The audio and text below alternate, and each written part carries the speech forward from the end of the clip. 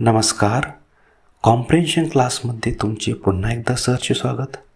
मागील व्हिडिओमध्ये आपण अँगल व एंजल या दोन शब्दांमधील फरक लक्षात घेतला. इंग्रजी भाषा चांगल्या प्रकारे बोलण्यासाठी व समजण्यासाठी शब्दांमधील सूक्ष्म भेद लक्षात घेणे अत्यंत महत्त्वाचे असते. आजच्या या व्हिडिओमध्ये आपण एलिसिट व इलिसिट या दोन शब्दांमधील फरक लक्षात घेणार आहोत. ELICIT एलिसिट म्हणजे बाहेर काढणे, उत्तर, पत्ता इत्यादी बाहेर काढणे. For example, he could not elicit money from bag. She could not elicit the letter from the envelope.